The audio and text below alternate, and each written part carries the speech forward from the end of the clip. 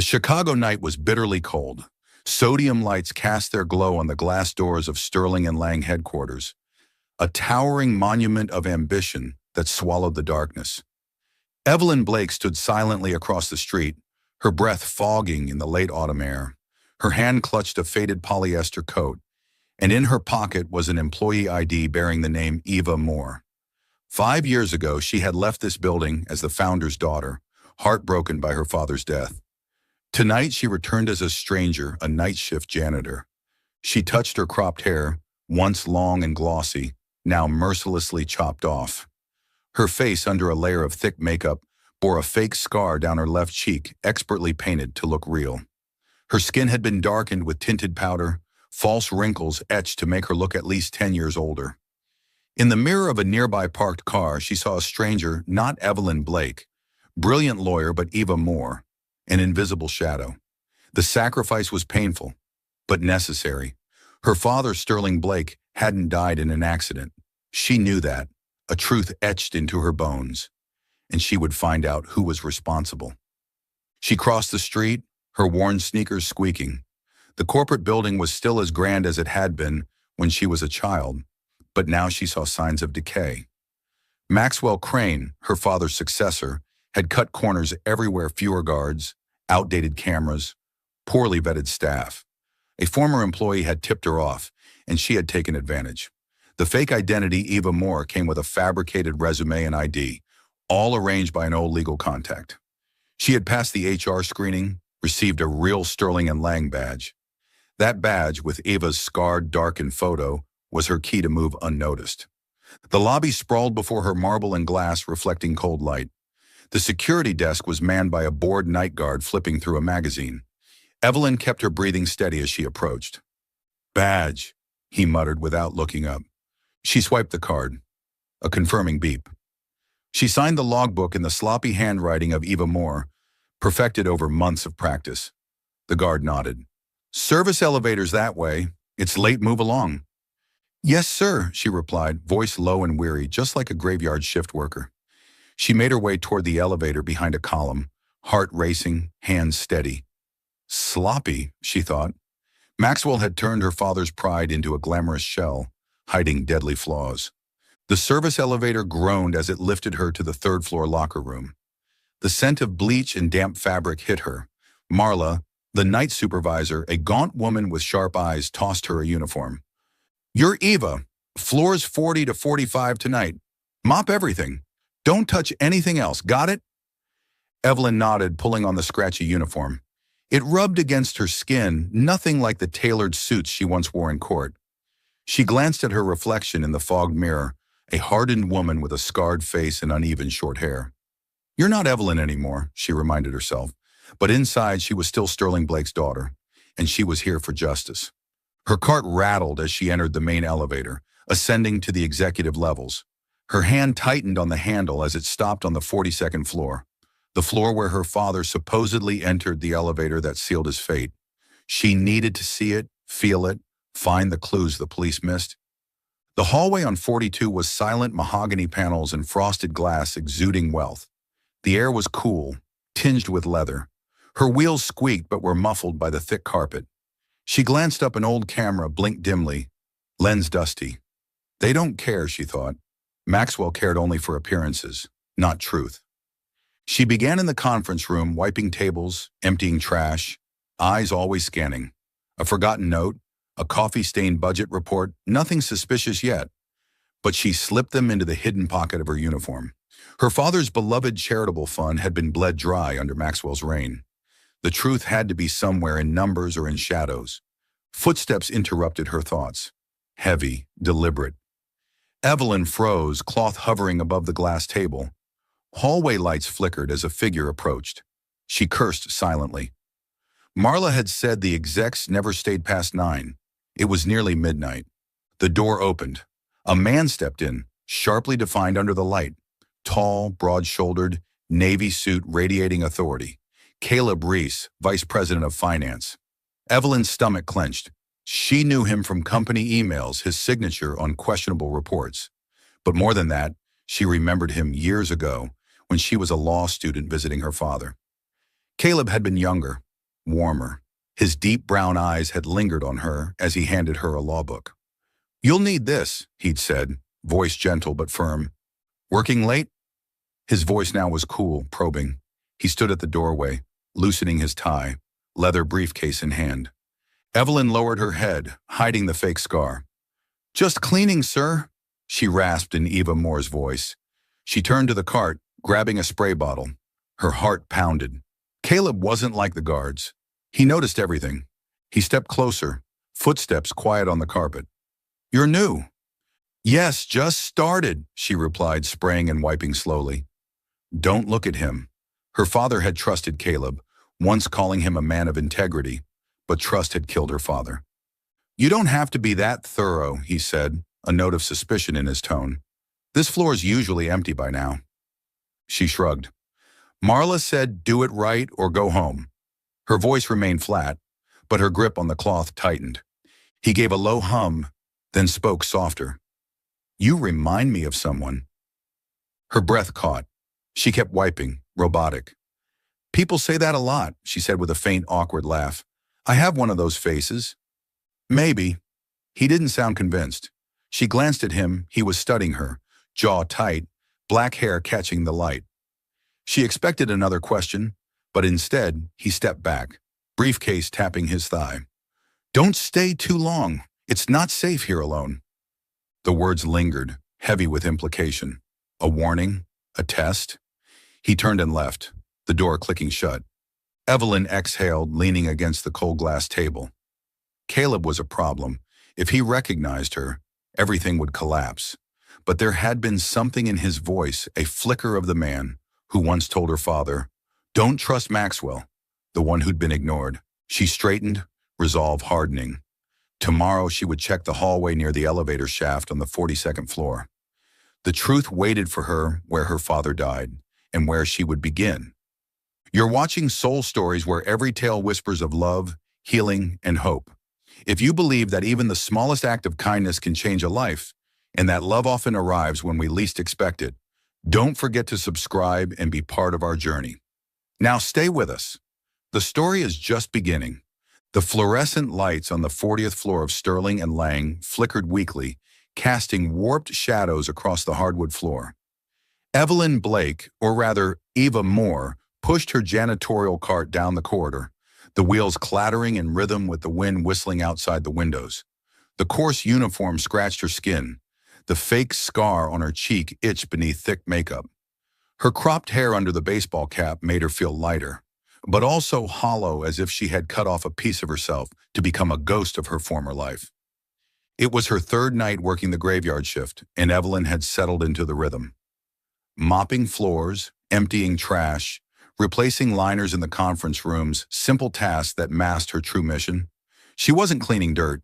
She was searching for the truth buried since the day her father, Sterling Blake, fell to his death in an elevator 5 years ago.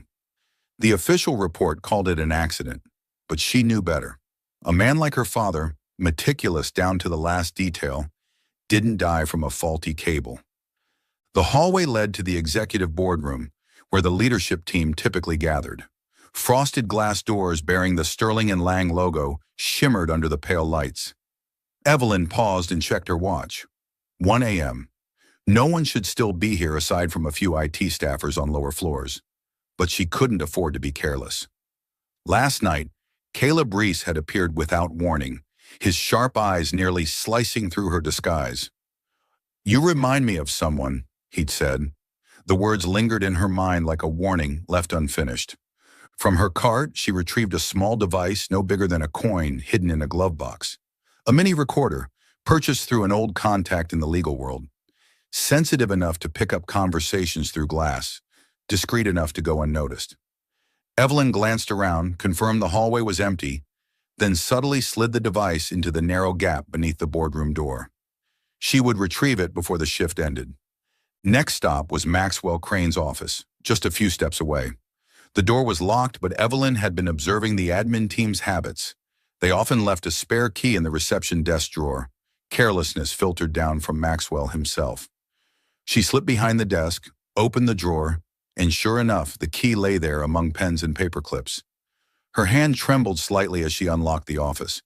Not from fear of being caught, she had prepared for that, but because the scent of polished wood and leather reminded her of her father's old office, where he once hugged her and said, "One day, you'll do what's right, even if it's hard." She closed the door behind her and turned on a small flashlight clipped to her cap. The beam swept across Maxwell's cluttered desk papers, a cold cup of coffee. She flipped through documents, eyes scanning numbers and signatures. One financial report caught her attention, a large transfer to a shell company labeled as a donation to her father's charitable foundation. But she knew the foundation had barely operated since Maxwell took control. She snapped a photo with the phone hidden in her uniform. Her heartbeat quickened. It could be her first real lead, but she needed more. A faint sound from the hallway made her freeze, a soft scrape, like a shoe against the floor.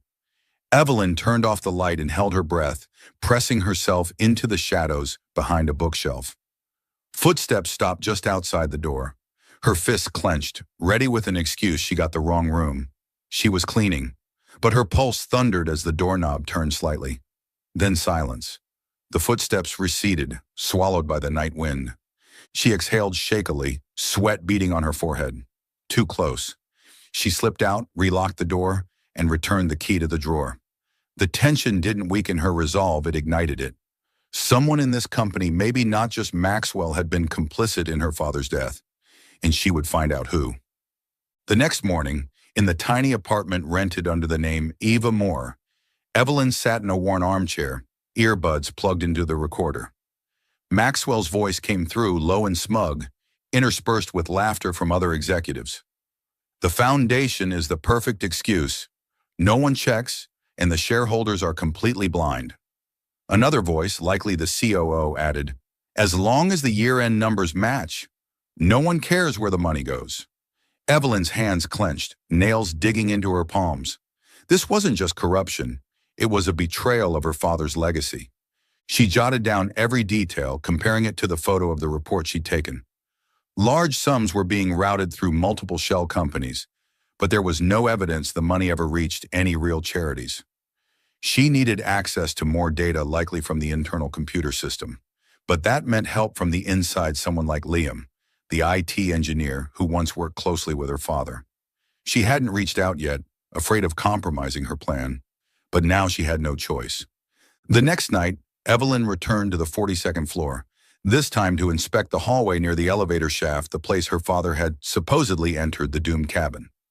She mopped slowly, eyes scanning every crack, every seam. Nothing unusual so far, but she wouldn't give up. The truth often hid in the smallest details. A figure appeared at the end of the corridor. Caleb Reese. He wore a white dress shirt, sleeves rolled up, hair tousled like he'd been working late. Evelyn bowed her head, focusing on the mop, but she could feel his gaze. "You're a hard worker," he finally said, voice calm but probing. "Most janitors don't stay long on this floor." Evelyn kept her voice low. "Just doing my job, sir." She moved the mop, avoiding eye contact, but he didn't leave. "Do you ever wonder," he said slowly, "if this place is more than glass and steel? That it holds secrets no one wants uncovered?" His words made her pause, but she covered it with a shrug. "I just clean floors. Secrets aren't my business." He gave a dry laugh.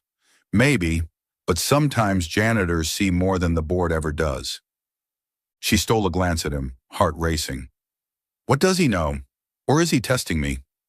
Caleb turned to leave, but before disappearing around the corner, he said, "Be careful, Eva. Not everyone here can be trusted." Evelyn stood still, gripping the mop handle tightly.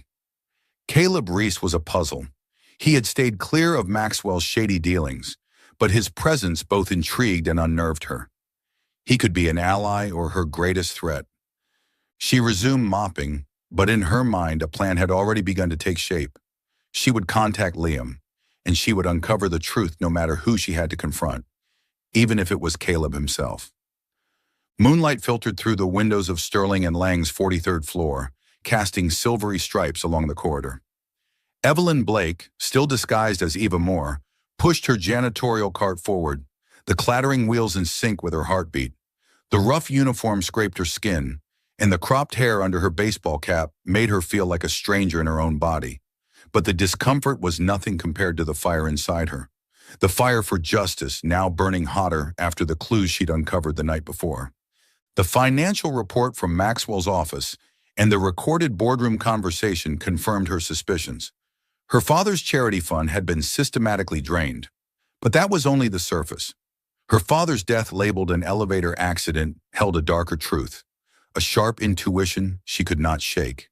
Tonight she would search the records room, where old files might reveal suspicious transactions from before her father died. The hallway was quiet, save for the hum of the air conditioning. Evelyn stopped in front of the archive room, its door sealed with an old lock. She was ready. A small lockpick kit learned from an old contact during her legal career rested in her pocket, enough to open it without a trace. She glanced around. The hallway was empty. Kneeling down, she inserted the picks, carefully twisting. A soft click. The door creaked open, releasing a musty cloud of paper and dust. Inside, rows of metal shelves groaned under the weight of file boxes. Fluorescent lights flickered overhead. Evelyn turned on the small flashlight on her cap, scanning faded labels. She searched for anything dated around the time of her father's death: financials, contracts, or charity documents. Her fingers brushed over a label marked Blake, and her pulse surged. Footsteps echoed in the corridor. Heavy, steady, not rushed. Evelyn turned off the light and pressed herself into the space between two shelves, breath shallow. The steps stopped right outside the door. She clenched her fists, sweat forming at her temples. If caught, she could claim she was dusting, but the records room wasn't on her assigned schedule. It wouldn't be a convincing excuse. The door opened.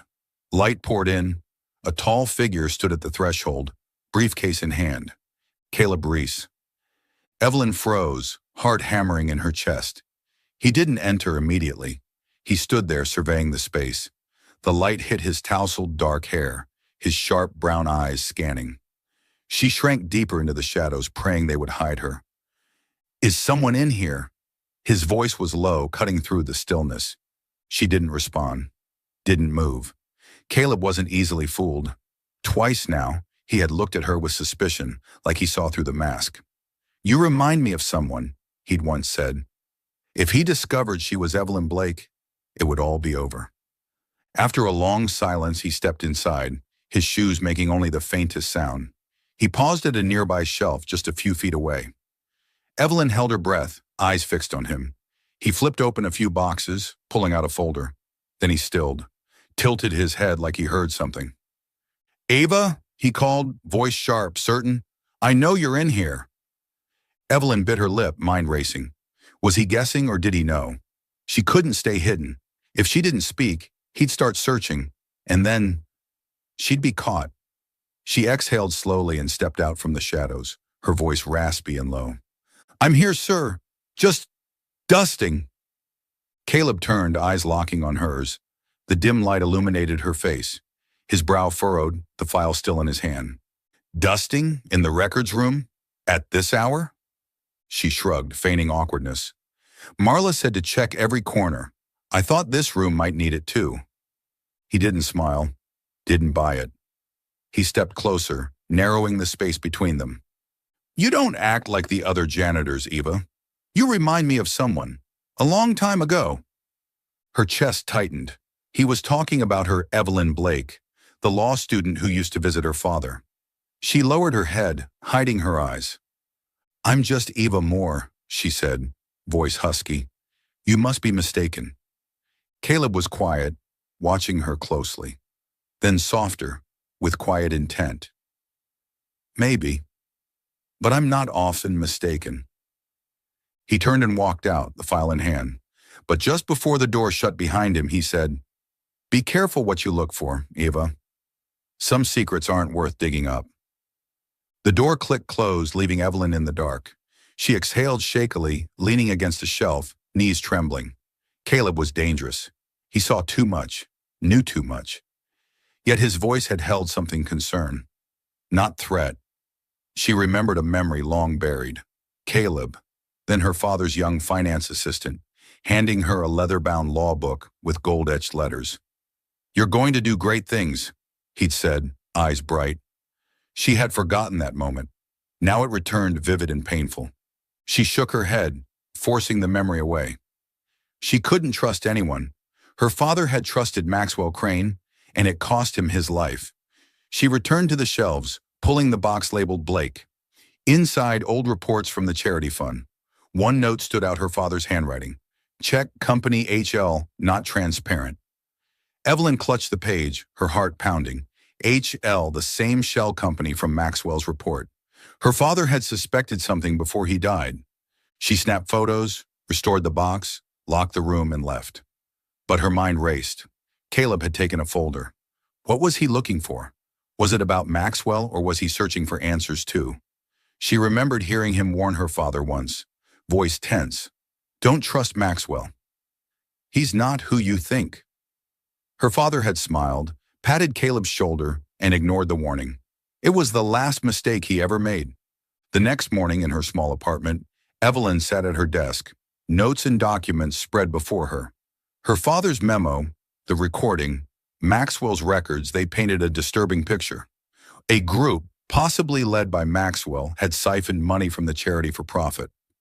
Her father's death might have been a cover-up, and she needed stronger proof, perhaps from the internal system or from Caleb himself. She glanced at the old law book on her shelf, the one Caleb had given her. The leather was worn, but the gold-embossed letters were still clear. She ran her fingers across it, her mind torn. Caleb had once been the only one to challenge Maxwell, but he could also be part of the machine now. She didn't know if he was friend or foe, but she knew this much. She wouldn't stop, not even if it meant standing against him. Evelyn stood, ready for the night shift. The 42nd floor awaited the place her father fell, and where the truth might finally rise. Night fell on the 42nd floor of Sterling and Lang. The corridor was bathed in dim light from aging wall sconces. Evelyn Blake, still hidden beneath the name Eva Moore, pushed her cleaning cart across the wooden floor, the clatter of the wheels blending with the wind whistling beyond the glass. She kept her focus on the task, but her mind churned restlessly. The note she found in the records room, the one in her father's handwriting referencing the shell company HL, was a jagged puzzle piece, confirming what she feared. Sterling Blake's death hadn't been an accident, but she needed proof, hard proof. And this floor, the alleged scene of the tragedy, remained her greatest hope. She had passed the area near the elevator shaft dozens of times before, but tonight, something pushed her to look closer. Not a specific instinct, just a quiet urgency. She stopped her cart and knelt by the wooden railing where the floor met the metal frame of the elevator shaft. The corridor's weak light forced her to squint. A fine layer of dust coated the edge, untouched for who knows how long. She grabbed a rag and gently swept it clean, expecting nothing more than routine maintenance. Then something glinted under the light small, wedged in the seam. Evelyn froze, her heart pounding, though she wasn't sure why yet. She reached for the mop handle, carefully nudging the object loose. A soft clink, and it rolled out onto the floor. She picked it up, metal cold in her palm. A broken piece of silver, part of a badge.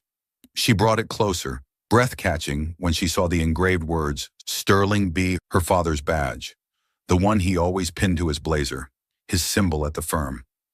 Evelyn tightened her grip, dizziness swelling in her chest. The official report had claimed he died inside the elevator when it fell from the 42nd floor. So why was his badge here, lodged in the floor near the railing, several feet from the elevator doors? She hadn't been searching for it. She hadn't even considered finding it.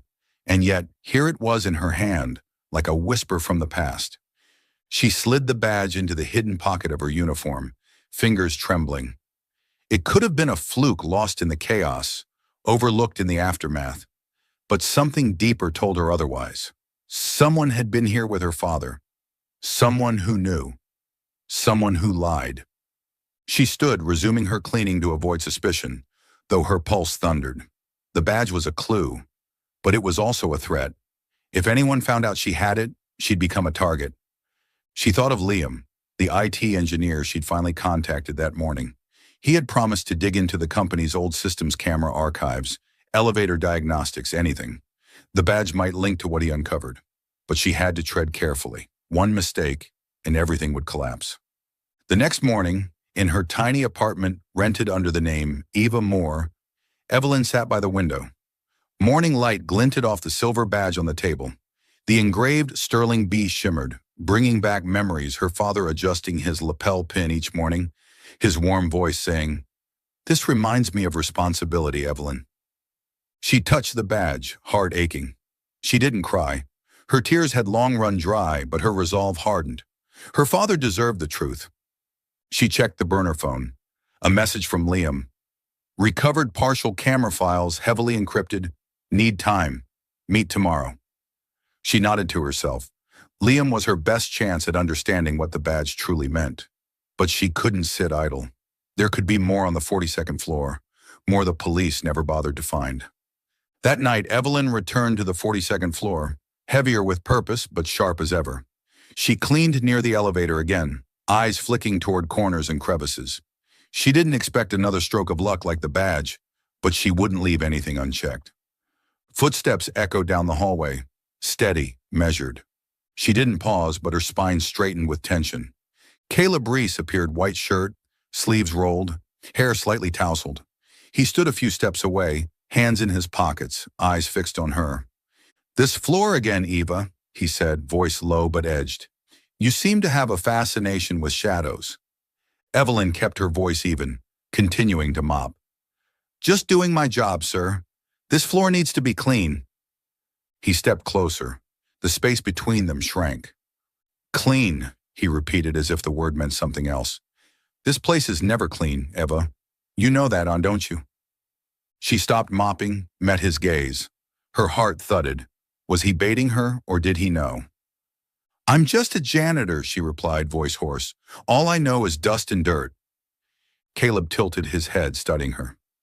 "I once knew someone," he said quietly. "She didn't mind digging deep.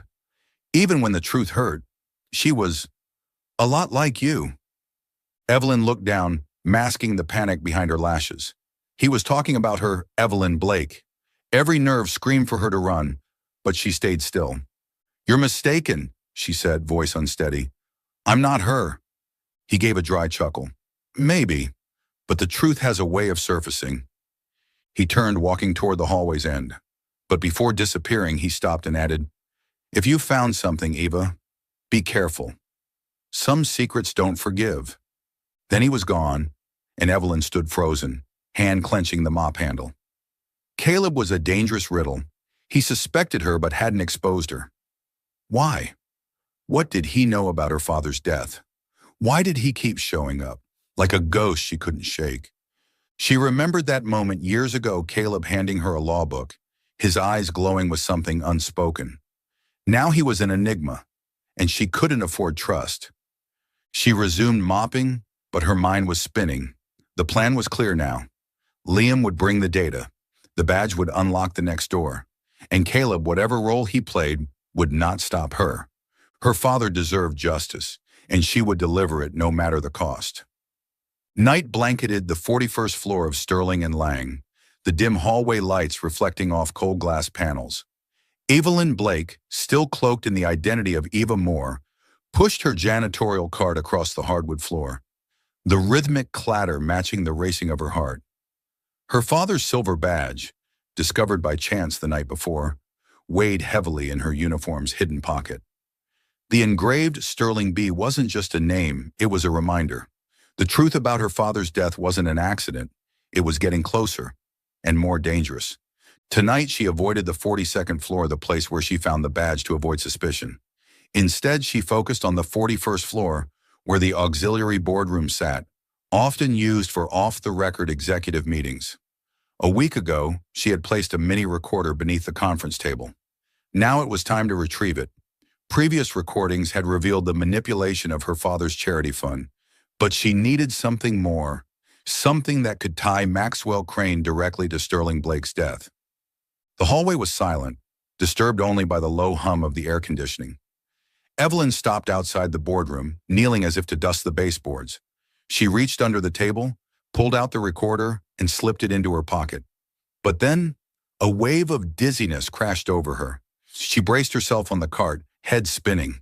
Sleepless nights, constant pressure, and the gnawing grief for her father were wearing her down. She inhaled deeply, trying to steady herself, but her vision blurred. Footsteps echoed quick, firm. She tried to stand straight, but her legs trembled. A firm hand gripped her shoulder. "Are you okay?" She looked up straight into the eyes of Caleb Reese. He wore his usual rolled-up shirt sleeves, and his deep brown gaze was filled with concern. Evelyn shook her head, Eva Moore's voice barely a whisper. Just a little tired, sir." His brow furrowed. He didn't let go. "You look like you're about to collapse. Come with me." He didn't wait for a protest. His grip was steady but not harsh as he led her to the nearby security office, a rarely used room during night shifts. Evelyn wanted to object. Caleb was a threat, but her body refused to fight him. Inside the security room, he gestured to an old chair. "Sit." She sat, gripping the armrest to stay grounded. Caleb retrieved a water bottle from a small fridge and handed it to her. "Drink. You're pushing yourself too hard." Evelyn took the bottle but didn't drink right away. Her eyes locked on his, trying to read him. "Why didn't you report me?" she asked, voice rough. "Passing out on shift is a violation." He sat across from her, gaze unwavering. "Because I don't think you're just a janitor, Eva." He stressed her name as if testing it. "And because I know what it's like to exhaust yourself chasing something bigger." She looked down, heart pounding. He was circling closer, but not striking. She sipped the water, giving herself time. "I'm just working to make a living," she replied, voice calm. "Nothing bigger than that." Caleb gave a dry laugh. "You're a terrible liar." He leaned forward, voice lower. "I've seen you in places no one notices. The 42nd floor, the records room, now here. What are you looking for, Eva?" Evelyn gripped the bottle tighter, nails digging into her palm. He knew too much. She could deny it, but his eyes, sharp yet not unkind, made her hesitate. She deflected instead. "You're here late too. What are you looking for?" He paused, then leaned back, accepting the shift. "The truth," he said simply, "about this place, about what really happened 5 years ago." His words hit her like a blow. He was talking about her father. She wanted to press him, but any sign of recognition would expose her. She stood, voice clipped. "I should get back to work." He stood as well, stepping into her path. "You're not okay. Sit down. I'm not reporting you, but don't make me worry more than I already am." She stared at him, conflicted. He wasn't accusing her. He wasn't forcing a confession. But something in his tone, gentle, sincere, brought back a memory she hadn't let herself revisit in years. Caleb, standing beside her father in the office, voice tense, saying, "Don't trust Maxwell." Her father had ignored him, and now he was gone. Could Caleb be trusted? Reluctantly, she sat back down. Caleb didn't push further. He pulled a file from his briefcase and began to read, giving her space. In the silence, Evelyn watched him. The tension in his jaw, the furrow between his brows, he was carrying something too. She wondered how much he knew, and whether he might be more than just a threat. The next morning, Evelyn met Liam in a quiet park far from downtown Chicago. He handed her a small USB, voice low. "I pulled some of the old security footage, only fragments, but the elevator system reports something's wrong. Someone disabled the safety override before the incident." Evelyn's breath caught. She gripped the USB. "Who?" Liam shook his head. "I don't know yet. Some logs were deleted, but I'll keep digging. You find anything?"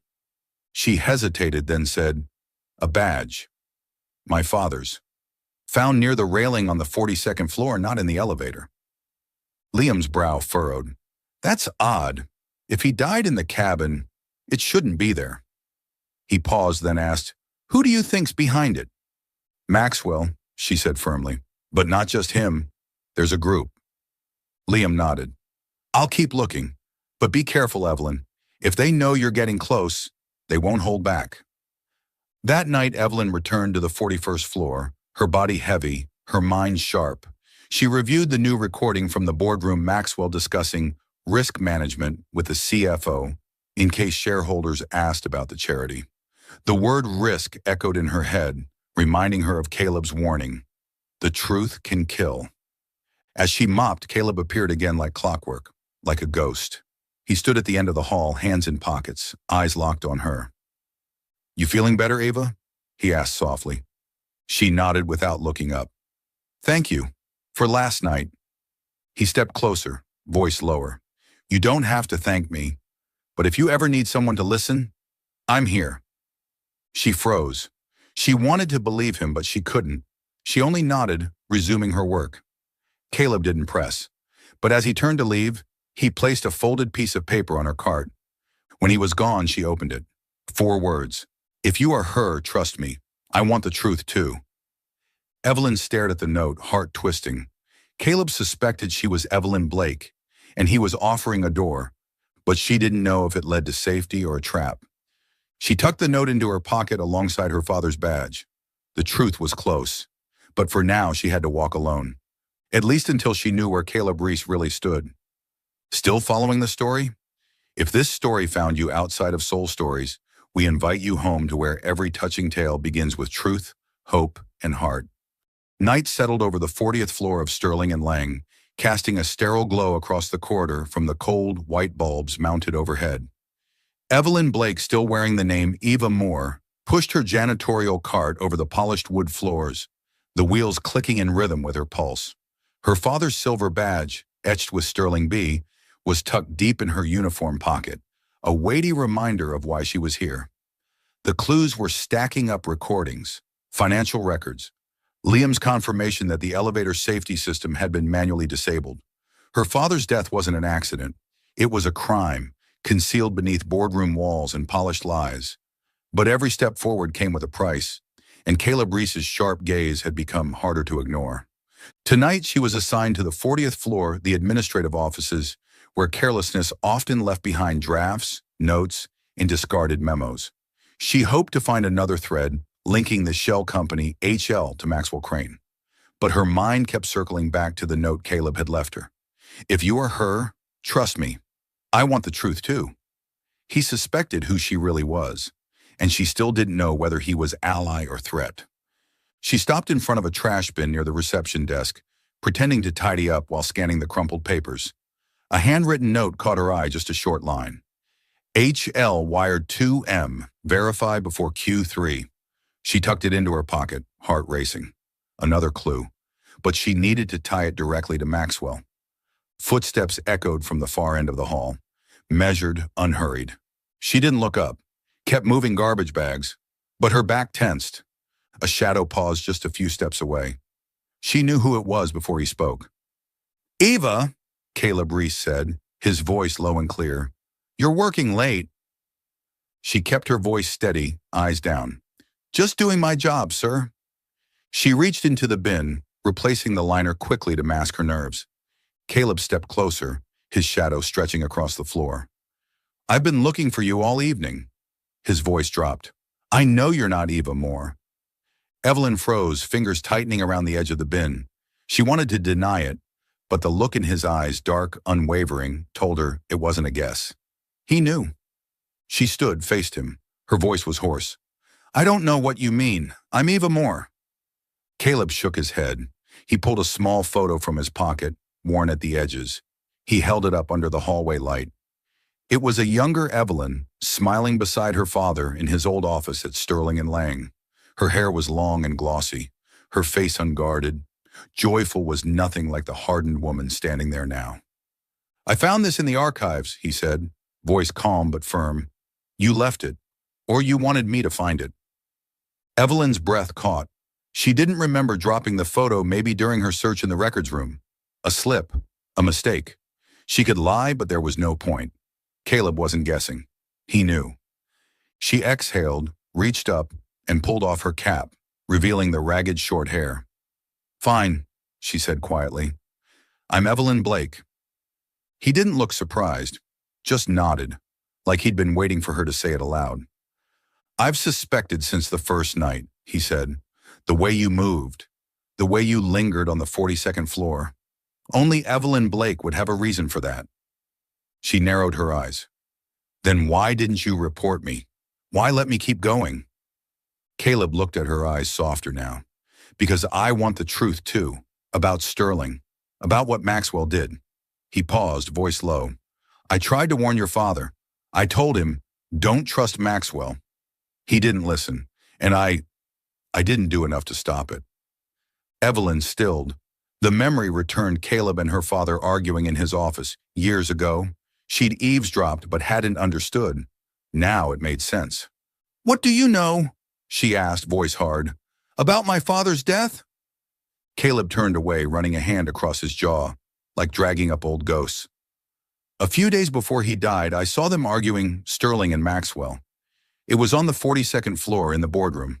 They were fighting about the charity fund. Your father said he wanted a full audit. He suspected embezzlement. Maxwell lost it, said an audit would ruin the company. I didn't hear it all, but Maxwell looked terrified. Then the accident happened. Evelyn clenched her fists, nails biting into her palms. You think Maxwell was behind it? Caleb met her eyes, his own clouded. I have no proof, but I know he's not clean, and I know you're chasing what I couldn't uncover 5 years ago.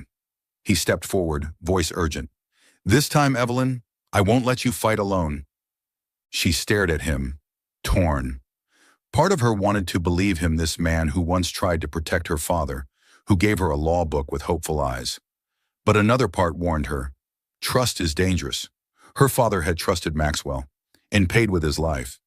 Why should I trust you? She asked coldly. How do I know you're not hiding something too? Caleb didn't flinch. He reached into his briefcase and pulled out a folded sheet of paper. It was a handwritten note, her father's handwriting. Caleb is right. Check HL immediately.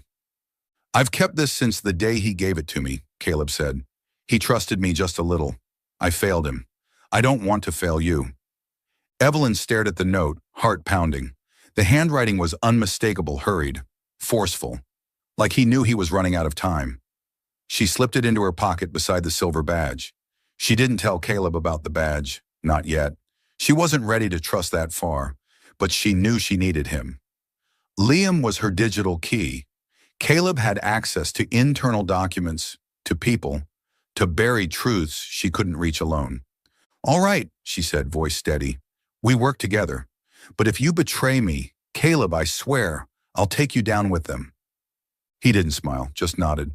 I wouldn't expect anything less. The next morning, in her small apartment, Evelyn sat at her desk. Her father's badge and the note now lay side by side. She opened the USB from Liam's old camera footage, but heavily encrypted. She texted him, need access as soon as possible. Any updates? He responded quickly. Working on it. Found a strange report elevator safety override was disabled before the incident.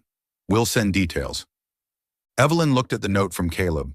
Her father had trusted him, if only a little, and Caleb knew about the fight with Maxwell. But doubt still lingered. Last night he had said, I won't fail you too. Was it the truth or another well-played lie? She rose, preparing for another night shift. With Caleb at her side, she had more strength but also more risk. The truth about Sterling Blake's death was surfacing, piece by piece. And whether Caleb was friend or foe, she was following this path to the end. The 42nd floor waited. So did the truth. The Chicago night was bitter cold, and pale moonlight filtered through the window of Evelyn Blake's small apartment, or Eva Moore's, depending on who was asking. She sat at her desk, laptop casting a soft glow over her tired face. Her father's silver badge, engraved Sterling B, lay next to a handwritten note. Caleb is right. Check HL immediately. They were puzzle pieces, fragments of a truth she was almost afraid to see fully formed. Beside her, Caleb Reese sat quietly, sleeves rolled up, eyes fixed on his own laptop. Since she had revealed her true identity, he had become a cautious ally. He hadn't asked for explanations, just stayed. He had confirmed what she suspected, that her father had fought Maxwell Crane over the charity audit days before his death. But Evelyn needed more than words. She needed evidence that could bring Maxwell down before the shareholders' meeting. Her disposable phone buzzed. A message from Liam. Files decrypted. Meet me at 11 p.m. My place. Someone wants to talk to you. Her brows furrowed. Someone. She glanced at Caleb, debating. He had access to financial systems. He knew too much to be left in the dark. Caleb, she said softly, I need you with me tonight. Someone has the security footage from the night my father died. He looked up, sharp-eyed. Who? An old connection, she said, deliberately vague. Will you come? He nodded once. If it's a trap, we face it together. Liam's apartment on the outskirts of Chicago was cramped and smelled of stale coffee and tangled electrical cords. The lights buzzed overhead as Liam ushered them in. Sitting beside his cluttered desk was a man in his 50s, gray-haired, thick glasses, and an anxious expression. This is Tom, Liam said, former IT. He was on staff when your father died. Evelyn's hands curled into fists. Her heart pounded. Tom avoided her eyes. I don't want trouble, he said, voice shaky. But Liam told me who you are. I owed your father. Then speak, Evelyn said, voice clipped. What do you know? Tom pulled out a small USB drive. Backup copy of the security footage 42nd floor that night. I saved it before the system wipe. Maxwell ordered the deletion. I kept it, just in case. Caleb stepped forward, voice steely. Why not go to the police? Tom let out a humorless laugh. The police? Maxwell paid them off. I was scared for my job, for my life. Evelyn took the USB, her hand trembling slightly. What's on the video? Tom looked around nervously like someone might be listening. Someone wearing a dark jacket and cap disables the elevator safety panel before your father arrives. Then, he argues with another figure near the railing. You can't see faces clearly, but I think it was one of Maxwell's people. She turned to Liam, who nodded. I checked the maintenance logs. The system was disabled manually, not a malfunction. Someone meant for it to fail. Evelyn gripped the USB tightly. It was the proof she had been chasing someone, under Maxwell's orders or protection, had engineered her father's death. Why now? She asked Tom. I saw you, he whispered, on internal cameras, dressed as a janitor. I knew it was you, Sterling's daughter. I couldn't stay silent anymore. Caleb narrowed his eyes.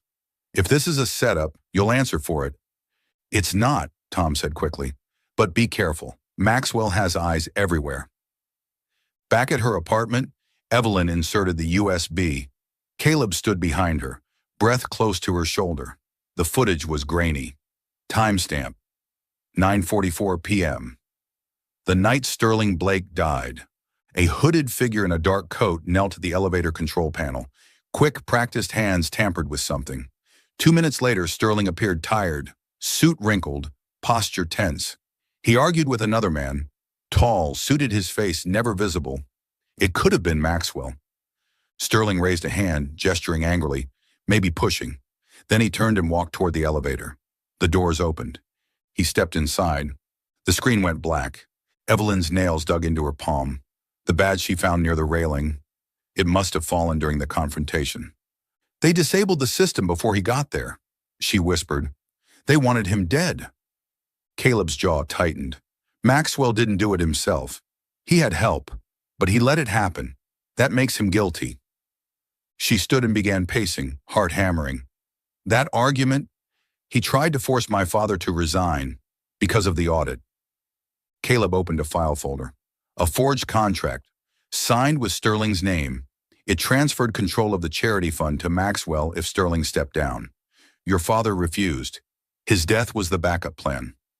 She stared at the signature. It was a poor forgery, but legal-looking enough to fool the board. He didn't just kill my father, she said, voice trembling. He stole his legacy. Caleb touched her shoulder light, but grounding. We'll stop him. The footage, the badge, the documents were close, but not enough. Not yet. She nodded slowly, fury and sorrow tangled inside her.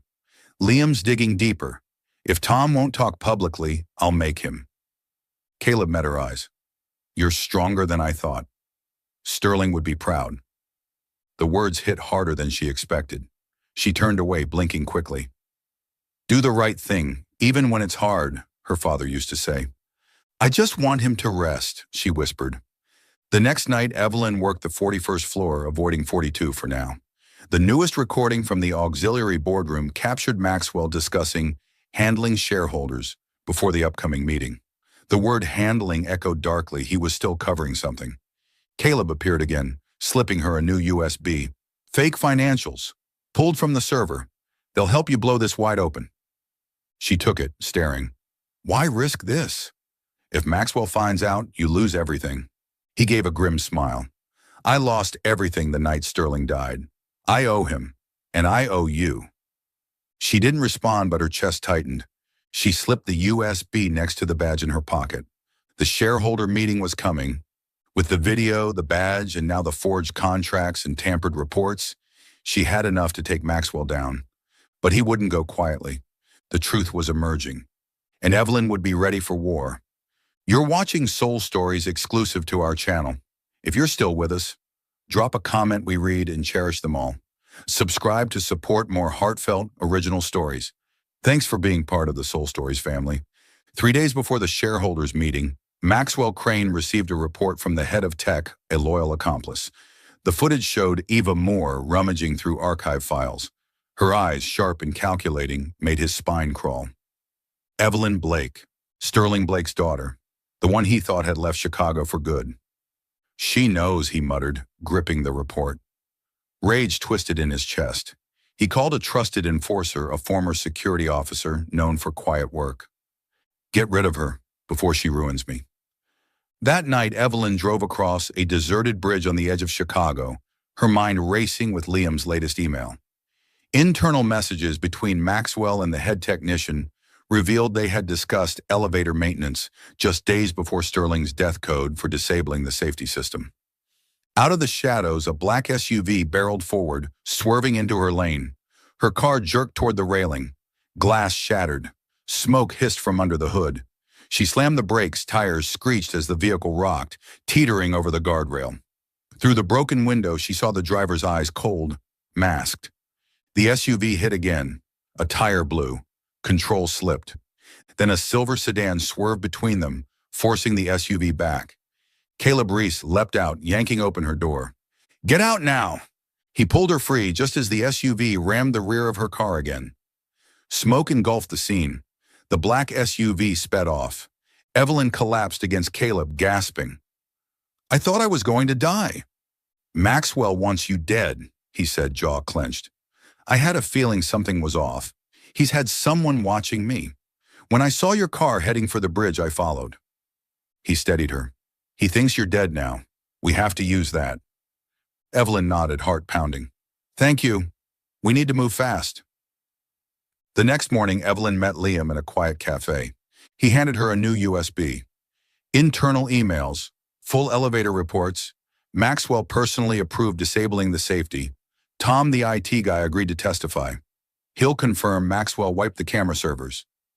You've got enough to bring him down. Evelyn clutched the USB. The silver badge, the camera footage showing her father arguing with a tall man before entering the fatal elevator, the financial forgery, the emails, it was all coming together. Last night's attack proved how desperate Maxwell had become. Back at her apartment, Caleb arrived with another key document, the forged contract. One of Maxwell's men reported your car wrecked. No survivors. He thinks you're gone. Evelyn's eyes narrowed. Good. He'll be stunned when I walk into that meeting. Day of the shareholders' meeting. The 50th floor boardroom of Sterling and Lang was bathed in sunlight, but tension filled the space. Executives, shareholders, and legal advisors gathered around the long mahogany table. Maxwell Crane, in a tailored gray suit, wore a smug smile as he presented a glowing financial report. He had no idea that Evelyn stood quietly in the back, disguised in her janitor's uniform, hands gripping her cart in her resolve. She glanced at Caleb seated among the directors. He gave a subtle nod. In her pocket, the badge, the USBs, the contracts, and 5 years of truth. She stepped forward, pulling off her cap, revealing her short, uneven hair. Gasps echoed across the room. Maxwell looked up and went pale. You're dead. I'm Evelyn Blake, she said, voice cutting through the silence. Legal daughter of Sterling Blake. I'm here to expose a murderer. The room erupted. Maxwell slammed his hands on the table. She's insane. Security, get her out. Caleb rose. Let her speak. The board deserves the truth. Evelyn laid the silver badge on the table. The name Sterling B gleamed under the lights. This badge was found near the railing on the 42nd floor the night my father died. He always wore it. He argued with someone before he entered the elevator. He never made it out. Maxwell laughed harshly. That proves nothing. It could have fallen. She inserted the USB. The video played, a man disabling the elevator safety system. Minutes later, Sterling Blake appeared, visibly distressed, arguing near the railing with a suited figure. The man's face wasn't clear, but his posture and build resembled Maxwell's. Then Sterling turned and entered the elevator. The screen went black. A shareholder slammed his hand on the table. "Explain this, Crane." Maxwell's voice cracked. "It's doctored footage." Evelyn tossed down printed emails in the technician's report.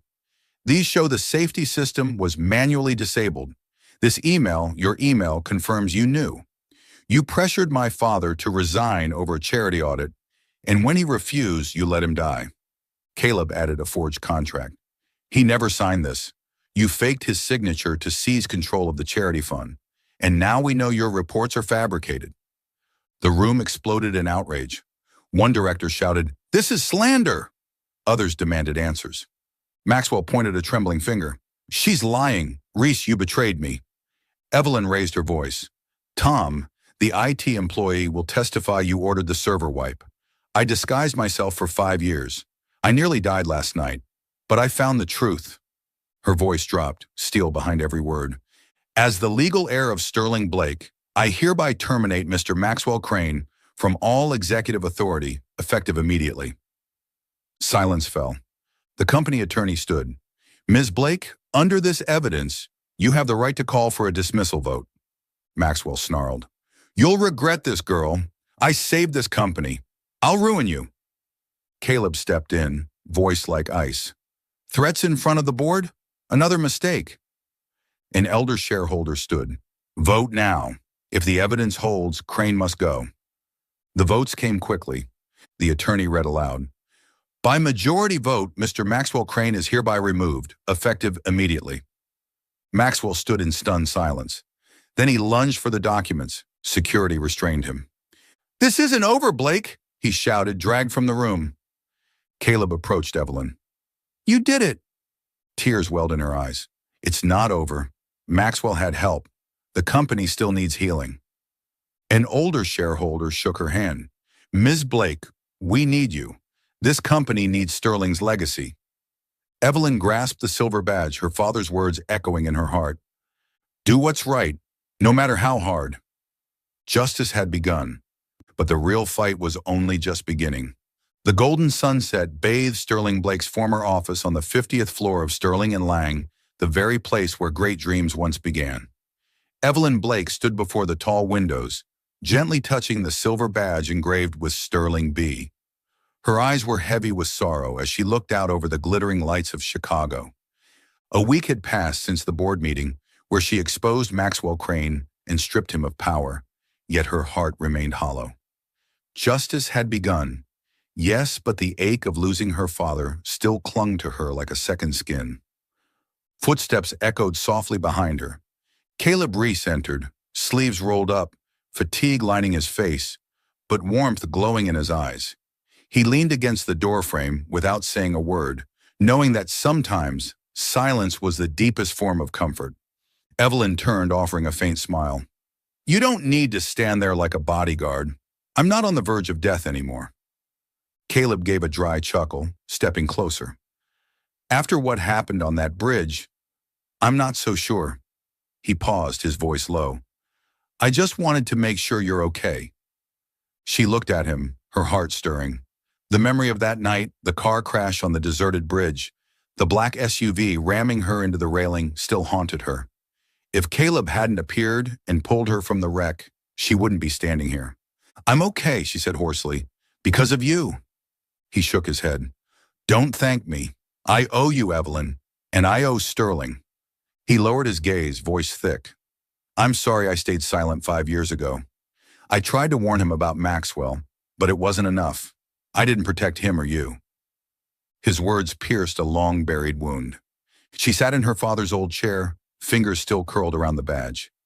Memories of Sterling washed over her, his smile, the way he pinned the badge to his suit each morning, his warm voice saying, "Do what's right, even when it's hard." Tears rolled down her cheeks, but she didn't wipe them away. We were all powerless once, Caleb, she whispered, but we're not anymore. Caleb sat across from her, his eyes sincere. You did something no one else dared to do. But where did you go all those years? I thought you left Chicago for good. She inhaled deeply, steadied herself. That question held more weight than he knew. When my father died, I was just a law student, angry, but helpless. I went to the police, begged them to investigate, but they called it an accident and closed the case. I tried getting into my father's office, but Maxwell locked everything down. He wiped the security footage and hired lawyers to shut me out. I had no power, no evidence. I knew he was behind it, but there was nothing I could do. She looked at the badge, her voice steady. So I left. I moved to New York, studied law. I thought if I became a real lawyer, I'd be strong enough to fight Maxwell. But he wasn't just a CEO, he controlled the board, had money, influence. A 22-year-old girl couldn't bring him down. Not then.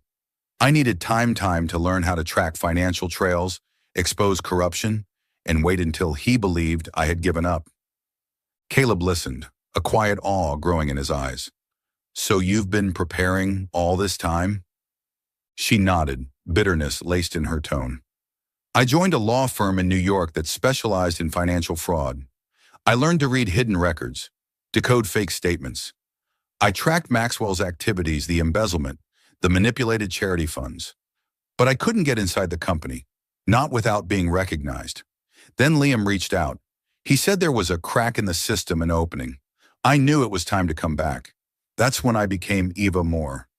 Her gaze met his, gleaming with fire. Every single day for 5 years, I carried the pain. I dreamed of my father, heard his voice pushing me forward. I didn't wait because I wanted to.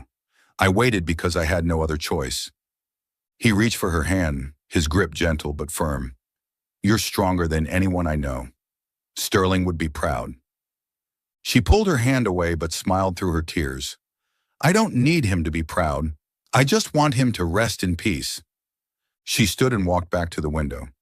And now Maxwell's been arrested. He won't escape this time. Caleb's brows drew together. Arrested? When? She turned, her voice sharp. This morning. The police reopened the case after the board meeting. The surveillance footage, the internal emails, Tom's testimony, and the financial evidence were enough to arrest him on suspicion of involuntary manslaughter and fraud. Tom admitted that Maxwell ordered the safety systems disabled, knowing the risk, and let my father die. He thought a technical accident report would cover it up, but the badge, the one thing he didn't expect, led me straight to him. Caleb exhaled, relief softening his expression. Then justice is near. She nodded, though her eyes stayed sad. Near but not finished. Maxwell's been arrested, not convicted. He's got good lawyers, and I know he had help inside the board. We can't let our guard down. Caleb rose, his voice steady. Then we keep going. You're not alone anymore. She met his gaze, saw the honesty behind it. For the first time in 5 years, she let herself believe in someone again, not just as an ally, but as someone who truly understood her pain. I used to be afraid to trust anyone, she whispered. My father trusted Maxwell, and it cost him his life. But with you, I want to try. Caleb smiled softly, his eyes tender. I won't let you down, Evelyn. The next morning, Evelyn stood outside her father's old office, preparing for her first board meeting as interim leader. She pinned the silver badge onto her blazer just as her father used to. Caleb entered with a stack of documents, plans for restructuring the charitable foundation. Ready? He asked. She nodded, her voice sure. Ready, but I need you, not just today, but... She trailed off, unsure how to name the feeling. He smiled gently. Whatever you need me to be. She looked out at Chicago, the city her father once loved. Maxwell had been arrested, but the battle was far from over. His allies still lurked in the shadows. The company needed healing. With Caleb beside her, her father's badge on her heart, and his memory in every breath, Evelyn knew she wasn't alone anymore. The pain still lingered, but so did the light of forgiveness and of hope. The morning sun streamed through the windows of the 50th floor at Sterling and Lang, casting golden light over the desk that once belonged to Sterling Blake. Now Evelyn Blake sat behind it as interim CEO. She gently touched the silver badge pinned to her blazer, engraved with Sterling B., feeling the weight of the legacy her father once carried. 2 weeks had passed since the shareholders' meeting where she had ousted Maxwell Crane and exposed his crimes. Yesterday, she received word that Maxwell had officially been indicted for manslaughter and financial fraud. The evidence was indisputable security footage, internal emails, Tom's testimony, and forged financial records. He was in custody, awaiting trial. But Evelyn knew justice wasn't just about putting a man behind bars, it was about rebuilding what he had broken. She looked out over Chicago, the city her father had loved, her heart heavy, yet quietly hopeful. 5 years undercover, risking her life, nearly dying on that bridge. It had all led to this, not just revenge, but a chance to carry forward her father's vision. A transparent corporation, a humanitarian legacy, and a charitable foundation that had helped thousands. Today, she would unveil her reconstruction plan at the first official press conference. But first, she had to face the board. Caleb Reese walked in, holding a thick stack of documents, dressed in a crisp white shirt, sharp-eyed and steady. He laid the file on her desk, his voice low but clear. "Here's the restructuring plan for the foundation. I've reviewed all disbursements under Maxwell. Most were funneled into a shell company called HL. We can recover a large portion of it, but it'll take time." Evelyn nodded, eyes soft with gratitude. "Thank you, Caleb. I wouldn't know where to begin without you." He smiled faintly, though his gaze remained serious. "You would have figured it out, with or without me, but I need to tell you something."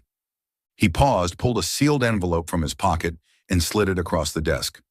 "My resignation. I'm stepping down as Vice President of Finance." Her brow furrowed as she opened the envelope, heart quickening. "Why? You're the only one on the board I trust." Caleb sat down, looking her straight in the eyes. "I'm not walking away from you, Evelyn. I want to serve as an independent advisor, help you rebuild from the outside, without being bound by internal politics. Some of Maxwell's allies are still on the board, hiding in plain sight. From the outside, I'll have more freedom to investigate." He hesitated, then added softly, "And I want to be beside you, not just as a colleague." His words caught her off guard. She looked into his eyes, those same eyes that had shaken her in her father's office the week before. After 5 years of doubt, fear, and distrust, Caleb, the man who had pulled her from a wreck, stood by her at the boardroom table, and never once asked for anything in return, was the one person she wasn't afraid to believe in. She smiled gently. "Independent advisor, and what else?" He chuckled, eyes bright. "Whatever else you'll allow me to be." She stood and walked to the window, still holding the badge. "I need time, Caleb, but I want you here with me, like you promised." He nodded without pressure. "I'll wait, Evelyn, as long as it takes." That morning's board meeting was tense. Several directors, worried about being linked to Maxwell, opposed Evelyn's restructuring plan. They insisted on keeping old contracts with HL. Evelyn sat at the head of the table, her tone firm. "HL is a shell company that siphoned funds from my father's foundation. I have the proof. If necessary, I'll take it to court. Either you stand with transparency or step down today." Though Caleb was no longer VP, he stood behind her, sharp eyes reading every reaction. One director quietly resigned. Others reluctantly agreed to a full audit. Evelyn knew this was only the beginning. Maxwell's accomplices still lurked in the shadows, but she would find them, just as she had uncovered the truth about her father. After the meeting, she publicly announced the relaunch of the Sterling Blake Foundation, promising every dollar would reach those in need, no middlemen, no corruption. She appointed Liam, the loyal IT engineer, as Chief Technology Officer to ensure internal transparency. Caleb, now in his new role, began tracing HL's hidden funds and working with legal teams to prosecute those involved. That afternoon, the press conference was held in Sterling and Lang's main hall. Dozens of reporters and shareholders filled the space. Evelyn stood behind the podium, wearing a deep blue blazer, the silver badge gleaming under the lights. Cameras flashed relentlessly, but her voice remained steady. Sterling and Lang was once a symbol of trust, tarnished by corruption and crime.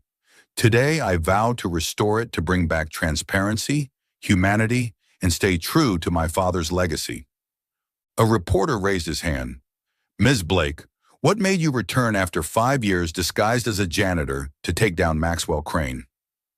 Evelyn looked down at the badge, memories washing over her, sleepless nights in New York, haunting dreams of her father, the moment she nearly died on the bridge. She lifted her eyes, voice unwavering. I never gave up because my father never gave up. I studied law, waited for the right moment, and returned. Justice isn't just revenge, it's rebuilding what was destroyed. Sometimes it takes a janitor to clean up what the board tried to bury. And sometimes, justice needs a heart to lead it. Thunderous applause filled the room. From behind the curtain, Caleb watched with quiet pride. She glanced at him, heart fluttering. He wasn't just an ally, he was the one she wanted beside her, not just today, but always. That night, Evelyn and Caleb stood on the balcony of the 50th floor, overlooking the glowing city. She handed him the badge, her voice soft. Take it. It's not just my father's, it belongs to us now, the ones continuing his legacy. Caleb took the badge, his fingers brushing hers. I don't need this to remember him or you. He paused, voice deep.